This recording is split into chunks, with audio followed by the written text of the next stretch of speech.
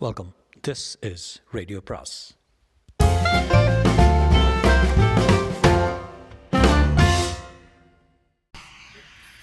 அனைவருக்கும் அன்பு வணக்கம். ராக்கி ரங்கராஜனின் மறுபடியும் தேவகி அத்தியாயம் 23. தர்மு சிவராஜின் முகத்தில் கவலை வரி வரியாக கோடிட்டிருந்தது. நிலைக்கண்ணாடியின் முன்பு நின்றிருந்தவள் இங்கொன்றும் அங்கொன்றுமாக தெரிந்த நரை கேசத்தை கிள்ளி எறியவும், அது முடியாத பட்சத்தில் மற்ற கருங்கேசங்களுக்கிடையே அதை மறைக்கவும் முயற்சி செய்தவாறு இருந்தால், எண்ணி 42 வயது ஆகவில்லை, அதற்குள்ளேயே நரைக்க தொடங்கிவிட்டதே என்பதுதான் அவள் வருத்தம். சிவராஜ் வெளியே போயிருந்தார். அந்த காலை வேளையில் கலர் ஃபிலிமை கண்ட்ரோல் விலைக்கே வாங்கி தருவதாக யாரோ சொல்லியிருந்தார்கள் என்று போய்விட்டார். அவர் இருந்திருந்தால், இந்த அநியாயத்தை பார்த்தீங்களா என்று ஒரு பாட்டம் புலம்பியிருப்பாள் இந்த அகால நரை குறித்து. சேப்பங்கிழங்கை கூட்டு செய்யட்டுமா வதக்கட்டுமா என்று கேட்டுவிட்டு அப்போதுதான் சமையற்கார அம்மணி உள்ளே போயிருந்தால், வாசல் புறத்திலிருந்து யாரோ வேகமாக உள்ளே வரும் காலடி ஓசை கேட்டது. அவளுடைய கார் டிரைவர் தான். கொஞ்சம் ஷெட்டுக்கு வந்து பாருங்கம்மா என்று அழைத்தான். ஏன் முனியம்மா இன்றைக்கும் அங்கே கூட்டாமல் போயிட்டாலாக்கும், அதை இன்ஸ்பெக்ஷன் செய்கிறது தான் எனக்கு வேலை இல்லையா என்று கடுகெடுத்தார் தர்ம சிவராஜ். அது இல்லைம்மா வேற ஒன்று என்று டிரைவர் வற்புறுத்தினான். அதுதான் பாருங்களேன், பட்டணத்தில் என்னெல்லாம் அதிசயம் நடக்குதுன்னு நீங்கள் தெரிஞ்சுக்க வேணாமா? புதிதாக வேலைக்கு வந்திருந்த இந்த டிரைவர் அதிகம் பேசுகிற வழக்கம் உள்ளவன் அல்ல. ஆகவே அவனே இவ்வளவு தூரம் கூப்பிடுகிற போது என்னவோ விசேஷம் இருக்கத்தான் வேண்டும் என்று அவனை பின்தொடர்ந்து கார் ஷெட்டுக்கு சென்றாள். ஷெட்டின் கதவுகள் திறந்திருந்ததால் காரை அடையும் முன்னே அந்த அதிசயம் என்னவென்று தெரிந்துவிட்டது. ஒரு இளம் பெண்ணின் 2 கால்களும் காரின் ஜன்னலுக்கு வெளியே தொங்கிக் கொண்டிருந்தன. ஒரு வினாடி திக்கென்று ஆகிவிட்டது அந்த பிரின்சிபாலுக்கு. காருக்குள்ளே பெண் என்ன நிலையில் இருக்கிறாளோ, காரை சுற்றிலும் இரத்தக்கரை எதுவும் காணப்படவில்லை என்பதை அறிந்ததால் சிறிதளவு நிம்மதியுடன், ஆனால் அவளும் பதைப்பும் குறையாமல் இன்னும் வேகமாக அருகில் சென்றால், காருக்குள் பார்த்ததும் அசம்பாவிதமாக எதுவும் நடைபெற்று விடவில்லை என்ற ஆறுதல் ஏற்பட்டது. ஆனால் அந்த பின் சீட்டில் படுத்துக்கொண்டு காலை வெளியே தொங்கவிட்டபடி அயர்ந்த நித்திரையில் மூழ்கியிருப்பவள் யார் என்று அறிந்ததும் அதிர்ச்சி அடைந்தாள். அம்பிகா என்று கூறினாள். ஆனால் காரில் படுத்திருந்த அம்பிகா ஏதோ வீட்டுக்குள் படுத்திருப்பது போன்ற எண்ணத்துடன் என்று முனகிவிட்டு மெல்ல புரண்டாளை தவிர எழுந்திருக்கவில்லை. ஷெட்டு கதவை பூட்டலையா நேத்ராத்தே என்று டிரைவரை கேட்டாள் தர்மு. இல்லைங்கம்மா, பூட்டையும் சாவியும் எங்கேயோ வச்சுட்டேன், அதனால் கதவை சும்மா சாத்திக்கிட்டு போயிருந்தேன் வீட்டுக்கு. காலையில் பார்க்குறேன் இந்த பொண்ணு தூங்கிட்டு இருக்குது. அம்பிகாவையை பார்த்தபடி மௌனமாக நின்றாள் தர்மு. இந்த பெண்ணினால் சமீப காலமாக எத்தனை வகையான சோதனைகளும் போராட்டங்களும் ஏற்பட்டன நினைத்தபோது அவளுக்கு எரிச்சல் உண்டாயிற்று. அதே சமயம் விதியின் விளையாட்டினால் நம்ப முடியாத சோதனைகளுக்கெல்லாம் உட்பட்டுள்ள இந்த நிரபராதியான மாணவியிடம் தானும் ஆத்திரம் கொள்வது சரியல்ல என்ற உணர்வும் பிறந்தது. அம்பிகா, அம்பிகா எழுந்திருமா என்று மேலும் 2-3 தரம் தட்டிய பிறகு அம்பிகா கண் விழித்தாள். எதிரே நிற்பவர் தன் பிரின்சிபல் என்று பிரக்ஞை பார்வை வழியே மூளையில் உரைத்ததும் வாரி சுருட்டி கொண்டு எழுந்து கதவை திறந்து கொண்டு வெளியே வந்தாள். காரின் முன் சீட்டில் வைத்திருந்த தனது சிறு மூட்டையை கையில் எடுத்துக்கொண்டு, நான் வரேன் மேடம், உங்கள் வீடுன்னு தெரியாமல் என்று ஏதேதோ கூறிய வண்ணம் பின்வாங்க தொடங்கினாள். கப் என்று அவள் கையை பிடித்து கொண்ட தர்மு சிவராஜ், உன் செயல்களுக்கு தகுந்த சமாதானம் சொல்லாமல் போக விட மாட்டேன், வா என்னுடன் என்று வீட்டுக்குள் அழைத்துச் சென்றாள். அவள் குரலில் கண்டிப்பும் பரிவும் ஒருங்கே வெளிப்பட்டதால் அவளுடன் போகும்போதே அம்பிகா மெல்ல மெல்ல தன் அல்லல்களை வெளிப்படுத்தினாள். பிறகு, எங்கே போகிறோன்னு என்பதே தெரியாமல் நடந்துட்டு இருந்தேன். திடீர்னு தெருவழக்கில் நின்றுட்டேன். எனக்கு ஒரே பயமாயிடுச்சு. ராத்திரி எங்கேயாவது படுத்துட்டு பொழுதுபடி முன்பு புறப்பட்டு போயிடலாம்னு நினச்சேன். இந்த ஷெட்டு பூட்டாமல் இருப்பது தெரிஞ்சது. முதல்ல கீழே படுத்துருந்தேன், ரொம்ப உறுத்தியது. பிறகு காருக்குள்ளே படுத்துட்டேன். என்னை மறந்து அதிக நேரம் தூங்கிட்டேன். என்னை மன்னிங்க மேடம் என்றாள். தர்முவுக்கு அம்பிகா எப்படி அங்கே வந்து சேர்ந்தாள் என்ற விவரங்களில் கவனம் செல்லவில்லை. கல்லூரியிலிருந்து நீக்கக்கூடாது என்று நிர்வாகிகளுடன் போராடிய போது தன்னை காலை வாரி விட்டவள் இவளுடைய சித்தி அல்ல என்ற உண்மையே பெரும் ஆறுதலாக இருந்தது அவளுக்கு. இந்த மாணவிக்கு எதிராக நடைபெறும் சூழ்ச்சிகளை முறியடிக்க வேண்டும் என்ற ஆவலும் எழுந்தது. அம்பிகா, உன் கல்லூரி படிப்பை நிறுத்த ஒரு நாள் நான் இடம் கொடுக்க போகிறதில்லை. இன்று முதல் நீ என்னுடனே தங்கியிருந்து என்னுடனே காலேஜுக்கு வா என்றாள். நன்றி மேடம் என்றாள் அம்பிகா பணிவாக. ஆனால் நீங்கள் அவ்வளோ தூரம் எனக்காக சிரமப்பட வேண்டாம். ஏதாவது ஒரு வேலை வாங்கி கொடுங்க, அது கூட இந்த ஊரில் வேண்டாம், வெளியூரில் கிடச்சா ரொம்ப நல்லது, போயிடுறேன் என்று கூறிய போது அவள் பேச்சில் எல்லையற்ற அச்சம் மறைந்திருப்பதை கண்டு கொண்டாள் தர்மு. தன்னை தாயென வளர்த்து ஆளாக்கிய சித்தியையும் பழகிய இடத்தையும் மனிதர்களையும் பிரிந்து வெளியூர் போய் இருக்க துணிந்தாள் என்றால் எப்படிப்பட்ட இன்னல்களுக்கு இவள் ஆளாகி இருக்க வேண்டும். நாடக பள்ளிக்கூடம் நடத்துவதாக சொல்லிக்கொள்ளும் அந்த சூரி எப்படிப்பட்ட மோசக்காரனாக இருக்க வேண்டும். அம்பிகாவைப் போல மற்ற கல்லூரி பெண்களும் அவனிடம் பலியாவதை தடுத்தாக வேண்டுமே. இறுதியில் தர்மு, சரி நீ காலேஜுக்கு இப்போ வர வேண்டாம், உன் விருப்பப்படியே வேலை பார்த்து தர்றேன், அது வரைக்கும் இந்த வீட்டிலே யாருக்கும் தெரியாமல் இருந்து வரலாம். முதல்ல போய் பல்வளைக்கு முகம் கழுவிட்டு வா, பலகாரம் சாப்பிடலாம் என்றாள். எதிர்பாராத உதவி கிடைத்ததனால் மகிழ்ச்சியும், அந்த உதவியை தன் மதிப்பிற்குரிய பிரின்சிபல் செய்கிறாரே என்ற தர்ம சங்கடமும் கொண்டவளாக அம்பிகா பாத்ரூமுக்கு சென்று முகம் கழுவி கொண்டு திரும்பினாள். அவள் விழிகள் நாலுபுறவும் சுழல்வதை கவனித்த தர்மு சிவராஜ், யாரை தேடுற என்று கேட்டார். உங்கள் மருமான் ஷேக்ஸ்பியர் பக்தர். சக்கரையா என்று சிரித்தாள் தர்மு. அவன் எப்போ வர்றான் எப்போ போகிறான் என்பதே தெரியறதில்லை. ஆனால் உன் விஷயமாக தான் அலைகிறான்னு மட்டும் தெரியும். உன்னிடம் அவனுக்கு அலாதி அக்கறை. அம்பிகா புன்னையுடன் தலை குனிந்தவாறு பலகாரம் அருந்த ஆரம்பித்தாள். தர்ம சிவராஜ் அவளையும் அவளுக்கு பக்கத்தில் தன் அன்புக்குரிய மருமானையும் சேர்த்து கற்பனை செய்து பார்த்தால் அந்த பொருத்தத்தை நினைத்தபோது அவளுக்கு இனித்தது. உலகத்தில் எந்த திருடனாவது ஷேக்ஸ்பியரின் ரசிகனாக இருந்திருக்க முடியுமா என்று யோசித்து பார்த்த பின் சக்கரை தான் ஒருத்தந்தான் அந்த நிகரற்ற தகுதி படைத்தவன் என்று தீர்மானித்தான். உண்மையில் அவன் இறங்கியிருந்தது திருட்டுத்தனமான காரியம்தானே.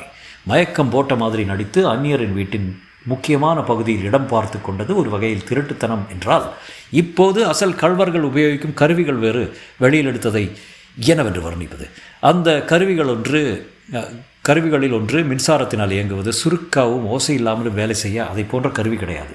இருட்டில் துழாவியபடி மின்சார சுவிட்ச் எங்கே இருக்கிறது என்று சுவரில் தேடினான் சக்கரை. மரப்பலகை தட்டுப்பட்டது கைக்கு. விளக்கு சுவிட்ச் இருந்த போதிலும் பல்பு அகற்றப்பட்டு விட்டதால் எந்தவித வெளிச்சமும் வர வழி இருக்கவில்லை. விளக்கு சுவிட்சுக்கு பக்கத்திலே ஒரு ப்ளக் பாயிண்ட் இருந்ததை கண்டதும் பழம் நழுவி பாலில் விழுந்த மாதிரி இருந்தது சர்க்கரைக்கு. கையில் இருந்த ஒயரின் நுனிகளை அங்கே செருகியதும் மறுநுனியில் சிறு கத்தி போன்றிருந்த அறம் செக்கச்சவேனென்று மினுமினுத்தது. அறுவை வேலைக்குத்தான் தயாராகிருப்பதை அறிவித்தது. அது மட்டுமல்ல, அறையின் சூழ்நிலையையும் மங்களாக எடுத்து காட்டியது. ஒட்டடையும் புழுதியும் மிகுந்த அந்த அறை ஓடு வேய்ந்ததல்ல. அப்படி இருந்தால் எப்படியேனும் கூரைக்கு ஏறி ஓடுகளை பிரித்து வெளியேற முடியுமா என்று பார்க்கலாம். ஆனால் ஓட்டு போட்ட அறையாக இருந்தது அது.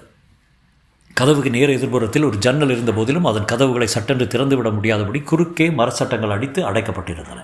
எனவே தனது மின்சார கருவியை பயன்படுத்துவதை தவிர வேறு வழியில்லை என்று உணர்ந்தான் சக்கரை. இந்த அறையில் அடைக்கு முன் சூரி மட்டும் தன்னை சோதனை போட்டிருந்தால் பைஜாமா பையிலிருந்த மற்ற கருவிகள் பருமுதலாயிருக்கலாம். ஆனால் மிக உபயோகமானதும் விலை மதிப்புள்ளதுமான இந்த கருவியை சூரியனால் கண்டுபிடித்திருக்க முடியாது. ஒருவேளை சர்க்கரை அத்தனை கனமான பூட்ஸ் ஏன் அணிந்திருக்கிறான் என்று ஆராய்ந்திருந்தால் அந்த பூட்ஸின் உள்ளறைகளில் ஒளித்து வைக்கப்பட்டிருந்த இந்த கருவியை கண்டிருப்பானோ என்னவோ.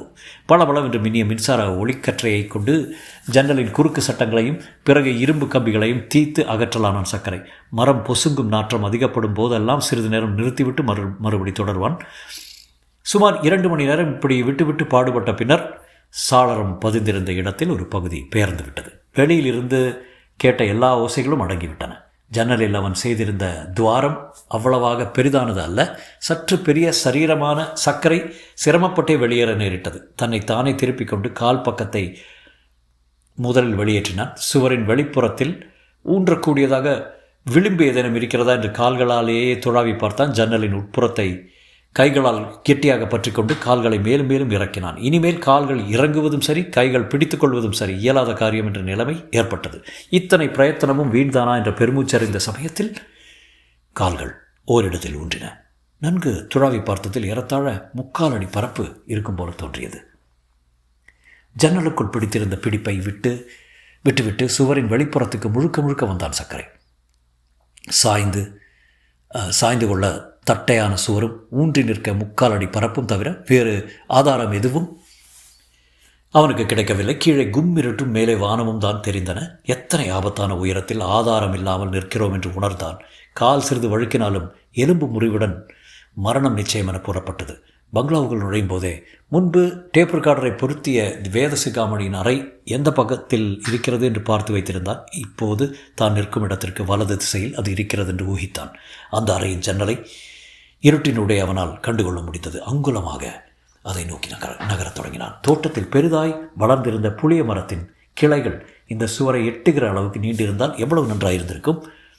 துரதிருஷ்டவசமாக சர்க்கரை நின்றது இடத்துக்கு 2 முழ தூரம் தள்ளியே அதன் கிளைகள் இருந்தன. கையை மெதுவாக நீட்டி எந்த கிளையின் நுனையாவது பற்றிக்கொள்ள முடியுமா என்று முயன்று பார்த்தான். கிளை எட்டாததோடு அந்த முயற்சியில் தானே நிலை தழுவி விழுந்துவிடக்கூடிய அளவுக்கு தடுமாறி விட்டானாகையால் மேற்கொண்டு முயல்வது ஆபத்தை விலை கொடுத்து வாங்குகிற முட்டாள்தனம் தான் என்று நிறுத்தி கொண்டு முன்போல சுவரை ஒட்டியே கைகளை அகல விரித்து நடக்கலானான். முதல் காலை எடுத்து வைக்கும் ஒவ்வொரு முறையும் அந்த இடம் தன் முழு பழுவையும் தாங்கக்கூடிய அளவுக்கு வலுவாயிருக்கிறதா என்று பலதரம் அழுத்தி உதைத்து பார்த்து பின்னரே 2வது காலை எடுத்து வைத்தான்.